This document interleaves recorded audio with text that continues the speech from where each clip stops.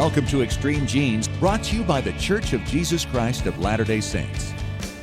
This week on Extreme Genes Family History Radio, we'll be talking about how to identify people in those unidentified photographs. What are the clues you can look for? Hi, it's Fisher, and I'll be talking to Kate Ekman from Legacy Tree Genealogists about what to look for. And I'll be chatting it up with Melanie McComb from the New England Historic Genealogical Society about creating a private Facebook group for those newfound cousins. That's all this week on Extreme Genes Family History Radio, brought to you by FamilySearch.org. Discover, gather, connect. A presentation of the Church of Jesus Christ of Latter-day Saints. Hey, great to have you along, Jeannie's got some great guests today. First of all, we're going to talk to Kate Ekman. She is a genealogist for Legacy Tree Genealogists, one of our great sponsors.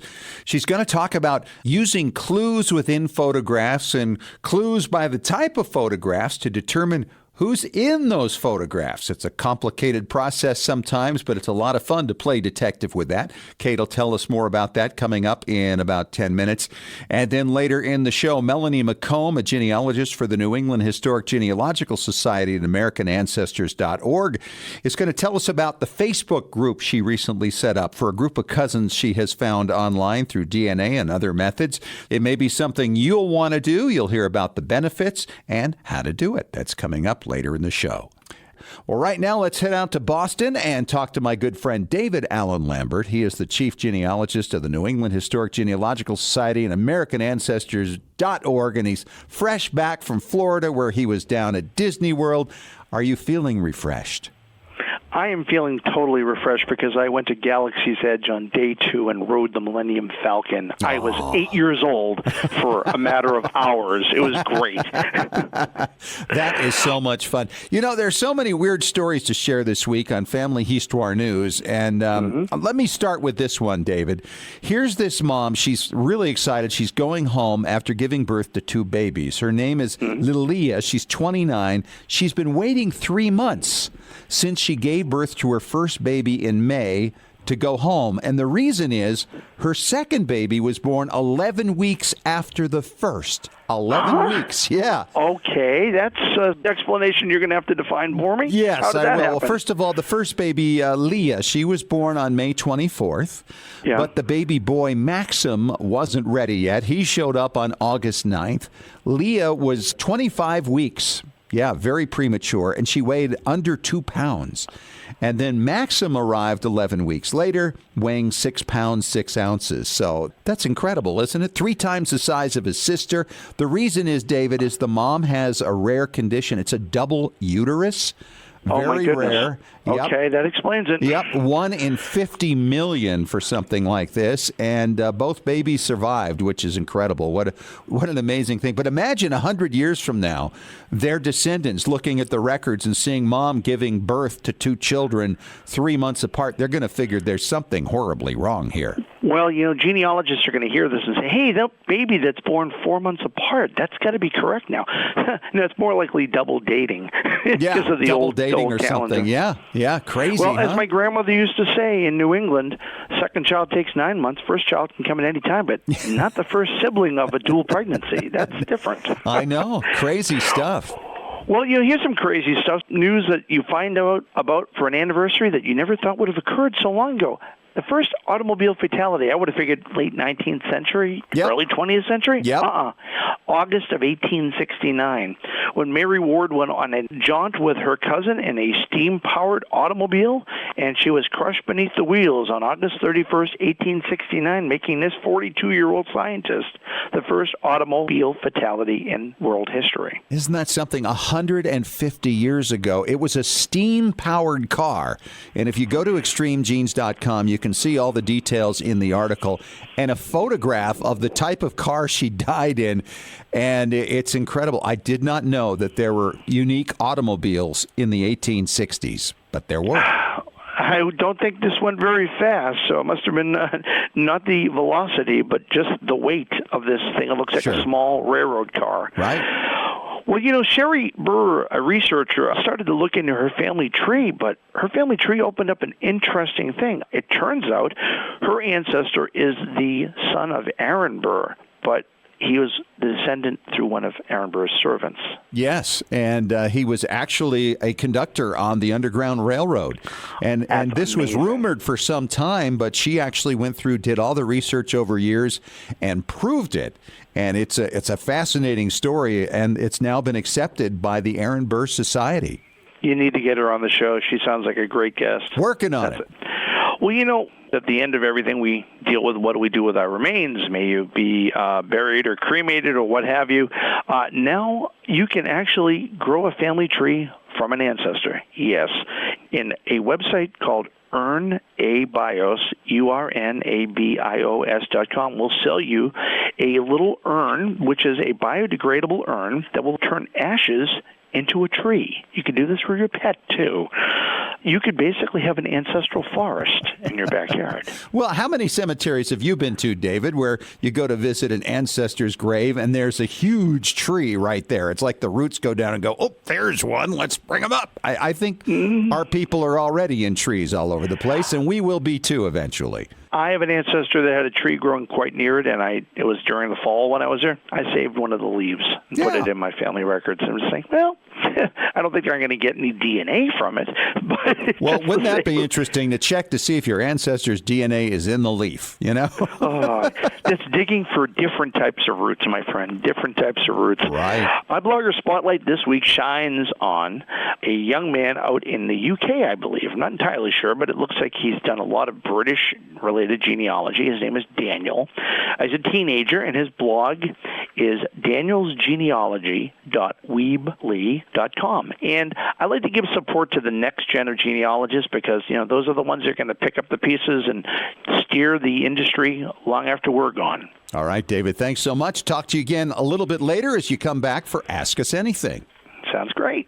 And recently, it was really fun. I came across a photograph as I was helping a friend with an adoption situation. And this photograph was of somebody who had married into the family, and we weren't sure who the other person was in it. So it led to all this discussion about analyzing the clothing. Was this the early 20s or the late 20s? Because that was going to make all the difference in the world. And photo analysis is a real big deal for helping you figure out who you might have pictures of when they're unmarked. And Kate Ekman is on the line with me right now. She's a genealogist for Legacy Tree Genealogists. And Kate, you did a recent blog on this whole thing. Yes, I did. We talked about how to date your unidentified photographs, the same sort of thing you were talking about with your photograph. Yeah, the years really make a big difference, and there are a lot of clues in there. Talk about this first guy you were looking at that stimulated this recent flurry of activity for you. Yes, we had, a few years ago, there was a photograph all over the internet and all the various genealogy sites that was supposed to be a photograph of a young Revolutionary War soldier who died in 1845. And it was a picture of a young man, sepia-toned. You could see some canvas tents in the background, and everyone was just thrilled. Yes. Wait a minute. Was he camping in the 40s? Is that the idea? Well, I think what happened was people weren't really paying attention to the history and the time period because, as you probably know, photographs are relatively modern. First photograph of a person was taken in 1830. And it's funny you say that because that first person was actually a blur on a sidewalk in France, remember? That's exactly right. We don't know who that first person was, but we couldn't have a photograph of a young man in the Revolutionary War because there weren't any photographs during the Revolutionary War. That's hysterical that people are thinking this is the real deal. When you say, okay, died in 1845, there are pictures of old men who survived long enough to the photographic era. But the idea that he's a young man in the no, that just doesn't happen. And really, if you go through the history of photography, 1839 is when everything exploded and it went all over the world and people started doing these things. And even then, in the beginning, it was really expensive to have a photograph made. It was. Initially, it was very expensive. It was time-consuming process, very labor-intensive. But as we created more and more inexpensive ways of making photographs, it became very popular. And by the 1850s and the 1860s, especially in America, during the Civil War, people were having photographs made all the time. Yep. But they were printed on either tin types, cheap, thin metal, or on paper. Yeah, it's kind of fun to have a few samples of all those things in your family, right? It is. They're all wonderful treats if you can have an amber type, a glass photograph, a tin type on the metal, and then those old carte de visites, those sort of odd rectangular calling cards with your photograph on them. Yeah, and then later the cabinet cards. And we shouldn't forget daguerreotypes, too, because those are really cool because it's like an image on a mirror. It's almost kind of ghostly.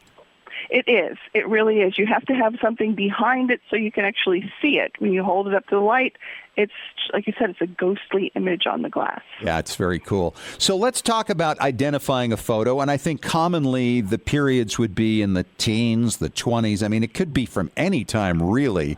But there are a lot of clues that you can use to figure out who your folks are. There are. Some of the clues are actually in the photograph itself. It could be items and objects in the photograph. Cars are one of my favorite things to use for dating. You look at an old car in a photograph and do a little bit of research. Google is our great friend always in genealogy, and if you see a car that was made in 1918 and there's a person standing next to it, well, the photograph couldn't have been taken any earlier than 1918. Right. And that helps you narrow it down. Of course. Yes, absolutely. Cars had registration dates on them. License plates did. So if the car says 1934 California on the license plate, well, chances are that photograph was taken in 1934. Yeah. Isn't that funny how that works? In California. Yeah. So those are clues that can help you. Signs in the background, the names of stores, street signs, billboards with advertisements can help you place a date, a location, and that helps you to narrow it down a little bit. If you're trying to decide if it's this grandparent or that grandparent, but you know that they didn't immigrate to the United States until the 1920s, that had immigrated earlier, that might help you narrow the focus. Who are these people and where was this photograph taken? Sure. And the thing about this thing with the stores, you really got my brain working on that a little bit. You could actually then, if you saw a sign in the background that had an address for a store, you could look in directories and see exactly when that store was at that address. And exactly. That can be really helpful in dating as well. And then you get into the clothing styles and the type of photograph it is. Exactly. The clothing styles, the photograph, so many times the photographs will have the photographer's imprint on the front of it that has the name of the photographer. It just might say H.L. Olson, Montevideo, Minnesota. 129 Main Street. Yes. Again, the directories, there are lists online of 19th and 20th century photographers. And if you know that the photographer was in that place between 1890 and 1900, that again helps you narrow down. That's when that photograph was taken, in that very brief time span. And so you can use the things that are written around the photograph, the advertisement of the photographer, to help you focus on a specific date or location. Well, and then you combine that with the perceived age of the people in the photograph. Are they in their 20s, their 30s? How old do they look? And then you kind of can determine, obviously, when they were born, and how does that fit with the information you have in your charts? That's right. The hairstyle and the clothing of the women in particular is very helpful for dating photographs as well. We might have a photograph that just says mother or George and Martha. If your family has a lot of Georges in it, that doesn't help you a whole lot Right. For which one that is. And they all have mothers. That doesn't help us much, but we can start to look at the clothing, and that helps us to narrow it down a lot about who these people are. One of the things we have to always be aware of when we're looking at the faces of the people and trying to figure out the age is, remember, there wasn't a lot of smiling in a lot of those early photographs, which makes people sometimes look older than they really were. And frumpy. Yes, and frumpy. And cranky. And cranky, yes. Our ancestors really weren't that cranky. They're just kind of nervous about getting their photographs taken, and they're trying to hold still. Well, and wasn't it true that shutter speeds were much slower back then? And if you blink, you can have a kind of a weird-looking eye. That's right. And you've probably seen some of those photographs where the baby's dangling his foot, and it's sort of a blurry foot in ghostly. The photograph sort of thing. Yes, kind of ghostly looking. Unfortunately, gentlemen, their fashions didn't change a whole lot. And so it's difficult to look at the clothing of the men to judge how old a photograph is, but hairstyles and facial hair, beards and mustaches, can be useful in determining how old a photograph is. For ladies, it's important to remember up until about the early 1900s, so if we're looking at very old photographs, women tended to wear the clothing that they knew as young women. So what women wore in their 20s and 30s, they would continue wearing in their 40s and 50s. Not helpful. Even though that wasn't in style. Exactly. So you have to really pay attention, like you said, to the age and the clothing styles to try to determine how old this person really might be. It's funny you say that, too. I remember a story about my great-grandmother in the 19-teens. She's taking a walk with her daughter, and she was wearing a bustle. And my great-aunt said to her, well, those are so out of style right now, Mom. So she removed it right there in the street and threw it off into the bushes and said, there, I'm in style. I love it. Yeah. That's a great story. One of the great things about those old photographs, and you've probably noticed it, is they're really sharp and clear, which means when we take a digital scan of it and put it on our computer, or we just use our magnifying glass, you can really see a lot of details.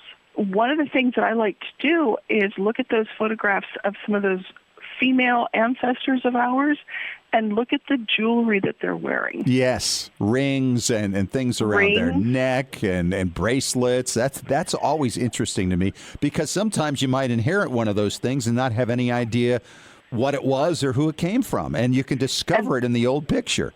That's exactly right, and that's what I was going to suggest is look at those photographs and then go dig through Mom or Grandma's jewelry box and see if you can find that piece of jewelry someplace that your family still has. That might help you be able to identify who that person is in the photograph.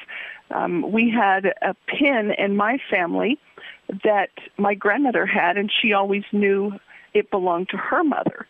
But we didn't recognize who her mother was in some photographs until we compared the pin, and we found that brooch on some photographs. We said, oh, then that must be grandmother's mother in those pictures, because she was wearing that pin that was famously belonged to Grandma's grandma. She's Kate Ekman. She's a genealogist for Legacy Tree Genealogists.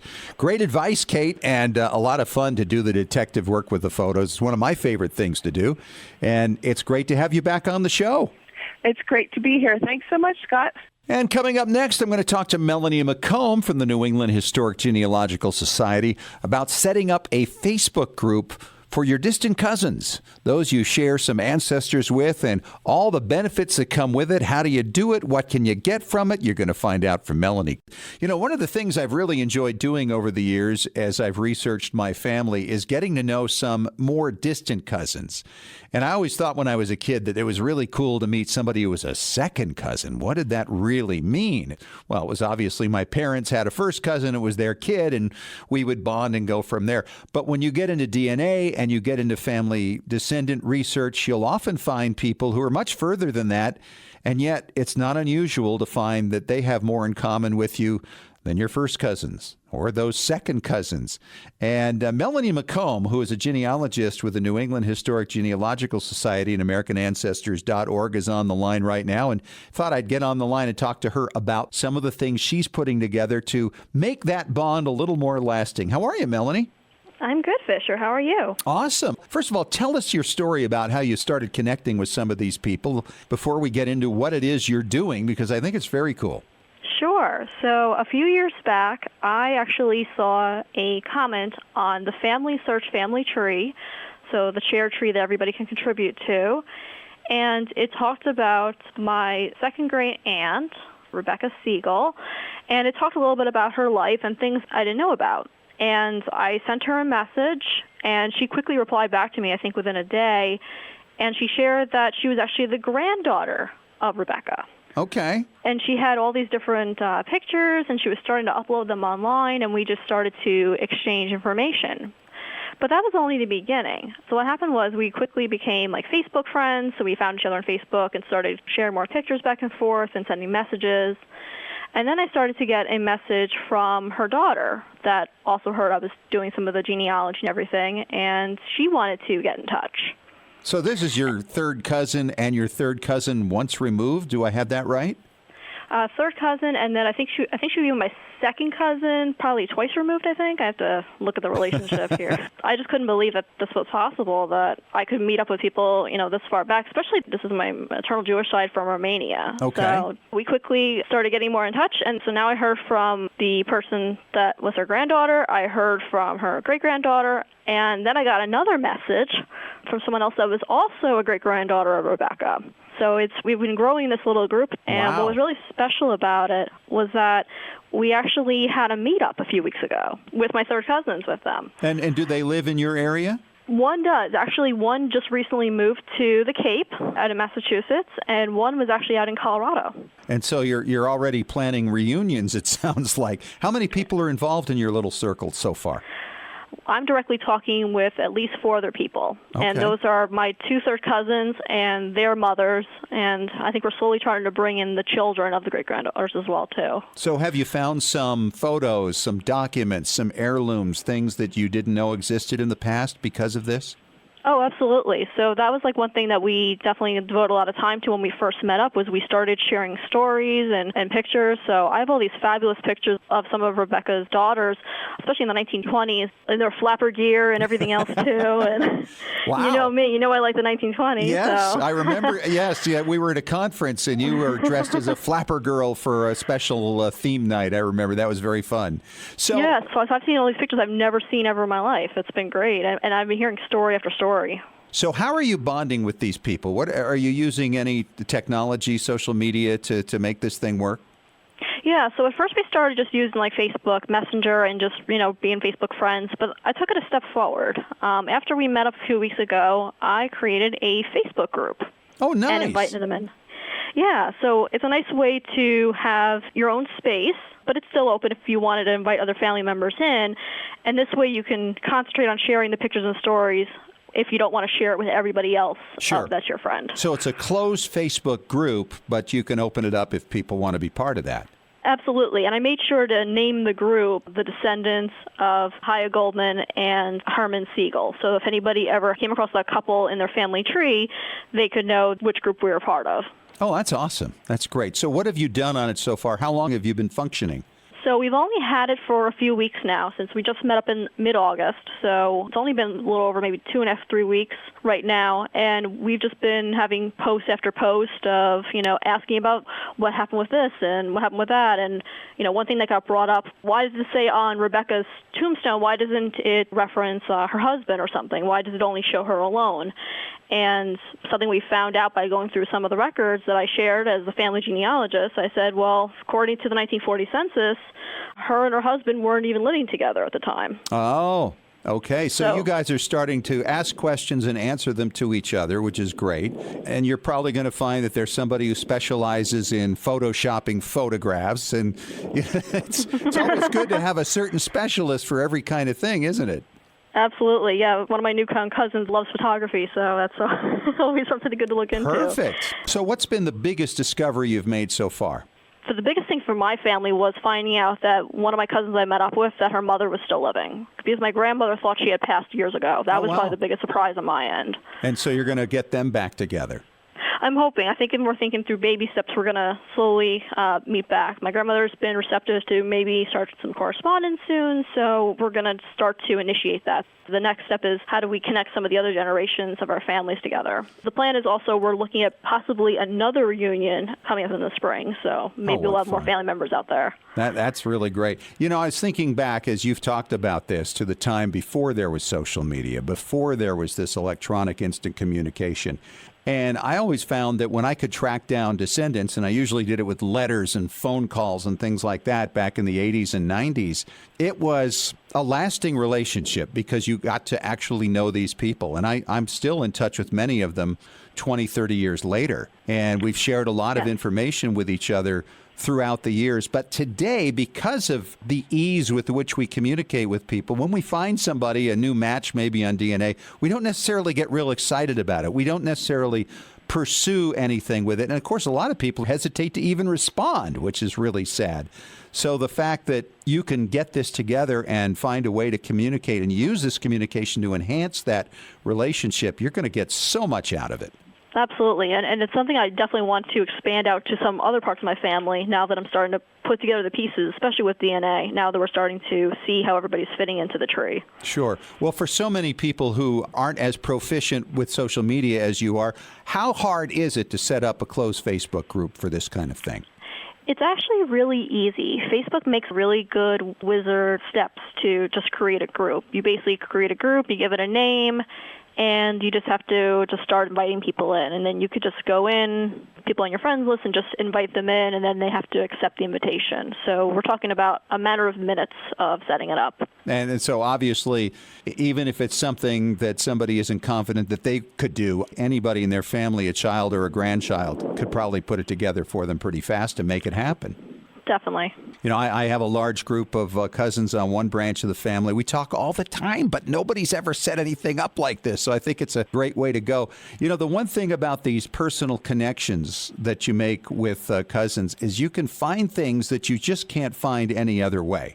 And I'm talking about letters and photographs and the stories like you're talking about. I mean, you must be hearing things you never picked up on in the past. You're right. Those stories are what we want to carry on. And like one of the stories I could share is one of the cousins in our family served over in the Merchant Marines, actually. And there was a lot of anti-Semitism, and he actually was assaulted with a knife during it. I mean, that's something you don't hear about, but apparently he had a little bit of a scar when that happened, and that's something you would never see written down in any kind of records, unless maybe a military record. Right. That's how it come up. Well, great stuff. Thanks so much, Melanie, for taking the time to talk to us about it. I think it's a great idea, and we'll talk to you again soon. You're welcome. Have a great day. And coming up next, David Allen Lambert returns for another Ask Us Anything segment. And David, this question comes from Peg in Arkansas. She says, my grandfather was in the Navy in World War II. Are there any Navy records aside from enlistment and service records that we should know about? Good question, Peg. David. That's a really good question. In fact, the Navy were very lucky, didn't lose a lot of records because of the fire in St. Louis or in a different part of the building. But one thing that a lot of people don't look at, I mean, maybe your grandfather, Peg, didn't keep a diary, but the Navy kind of already did. If he was stationed on a vessel, there will be the deck log for the actual vessel. Now, any vessel in the U.S. Navy after December 7th, 1941, all of the Navy deck logs are at Archives 2 in College Park, Maryland. Oh, wow. So you can go there and actually look at it. And the real cool thing about this fish is that now with our new technology, you're getting day by day what's going on with the vessel, but you get the longitude and latitude, so you can kind of map where the vessel was. On any given day. Mm-hmm. Yeah. And if it's like my grandfather who was in the Marines on the USS Galveston in the 1920s, you can find out that he was 2 days late from shore leave after New Year's Eve, 1924, coming in on a small tender. And really? The discipline action given to him after the fact. Wow. So what was the discipline for that? There was lots of scouring the deck and pots and pans. It was winter, so it must have been real fun. I hope it was worth it. I hope so, too. Tore up a rug in New York City. Right. So that was College Park for after World War II. But going back to the ships of the line, which were the early vessels from the Revolution, right through to 1941, you don't go to College Park. You go to the National Archives in D.C. So they have all of the earlier vessels, which is where I found my grandfather's cruiser he was on in the 1920s. And you can take photographs of this, and you can go day by day and find out where they were. It's a nice family project to be able to read through this, and it's like having a diary for a relative we never had a diary for. That's incredible. Now, you say the earlier ones, I mean, going back to the Revolution up to 41, was that just for the Navy, or is that for other government ships? Well, they have the cutter service. They have the U.S. Coast Guard vessels that go back to the 1830s. And then, of course, there's merchant marine record vessels. So, yeah, they have quite a lot of them. The ones I really spent a lot of time with are the U.S. Navy, of course, would also have the U.S. Marine Corps stationed on a lot of the vessels. But these are great records, underutilized, and they are not online. No, it doesn't sound like it. And why not? Why aren't people going for those yet? Maybe that's going to be the next big thing, but it's just because they're voluminous. They're basically hundreds upon hundreds of pages. Every entry by the early part of the 20th century, a typical entry could be 2 pages because you're also finding out specifics on the ship, the steam, the power it's using, number of people that are AWOL, number of people that are in the brig, number of people that are sick. So you get your muster roll, your daily, where we are at port or at sea, the longitude and latitude at certain times, depth of where they are in the water. It's really fascinating. It's shy of being on the deck of the vessel with your relative. That sounds like kind of fun. So when you found this record about your grandfather back in the 20s being late for shore leave, was that a special entry that was on this record, or did they just have that among many others? It was just amongst many others, and that's why you have to read line by line. And I looked up, I said, oh, look, John Lee, my grandfather, what did he do now? And sure enough, there he was. Yep. I wish I knew the backstory where he was in New York City and all that, right. But that one's lost to history. There you go. Deck logs from the Navy. Great answer, David, and a great question from you, Peg. Thanks so much. And David, this is from Lee in Pensacola, Florida. It says, hi, guys. I've heard you say that ancestor occupations are important for many reasons. What are some sources that will reveal that info? Thanks, Lee. All right, good question. Of course, census records is the obvious place to start because there's so many occupations listed there going back to the 1850s. That's very true. And, of course, census substitutes, which would be like a city directory. Sometimes even tax records will list them, or assessment records will tell you who the person is, as well as sometimes their occupation. But one that a lot of people don't look at are deeds. Because if you look in those early deeds, it might say David Lambert, genealogist, conveys to Scott Fisher, radio god, a following parcel of land. Thank you. You're welcome. So you get things like that, but there are also, newspaper ads. I mean, if you see people like all of a sudden your ancestor could be a runaway from his indentured servitude to his master. As a young man, could have been assigned to be an apprentice to someone, broke that contract, and you see that is what your ancestor was doing. It could have been the person he was assigned to, or it could be the apprentice himself. Mm-hmm. When I was researching my pirate, of course, I wanted to determine what the occupation was of my ancestor to see if he was a mariner. And that actually showed up in the inventory of his estate. It just said William Downs, mariner, and went on from there, where he lived and all that stuff. So there was that revelation. And that's the only place where his occupation is mentioned, and that was in 1707. Sometimes you find them in the strangest places, even if your ancestor is in trouble, like a sheriff's warrant, jail records. Yep. I mean, it does say your occupation. And sometimes on gravestones, it says what the occupation is, especially if you're in the clergy. You may not be aware that your ancestor was a minister at some point in time in their life. The other place that occasionally you get it is just in the searches we do in the newspaper. Yep. And I search on your ancestor and to make some reference to Thomas Parker, fisherman, his boat was lost. Well, I didn't know my ancestor was a fisherman. Yeah, I mean, so that's the type of thing you can occasionally find. Yeah, that's right, because you get pre-1850, you usually don't have the advantage of the census records or many directories in a lot of places. They just aren't out there. So these are some of the things that you can use. And the advantage of having the occupations is obviously for their story. If you're going to put their history together, it just gives you a little more detail about their lives. But also if they have a really common name. Oh, right. Yeah. Right. If you know that your John Smith happened to be a librarian, that's really different than John Smith, who's the fisherman. And those things can really help you sort out different family members, different candidates for who your ancestor might be, and making sure you get the right line, because there are an awful lot of lines that go horribly wrong because you didn't have some identifying piece of information. In fact, I'd say, David, that knowing the occupation can be as important a part of identifying an ancestor as their name. It's very true.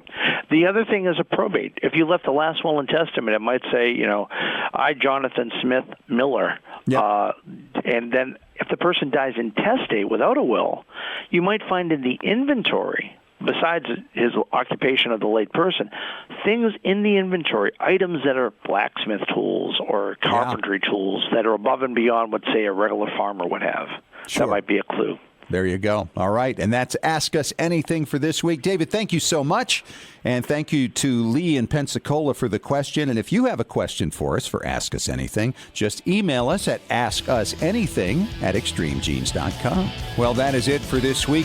Talk to you again next week. Thanks for listening. And remember, as far as everyone knows, we're a nice, normal family. This has been Extreme Genes. Share your family story by going to FamilySearch.org.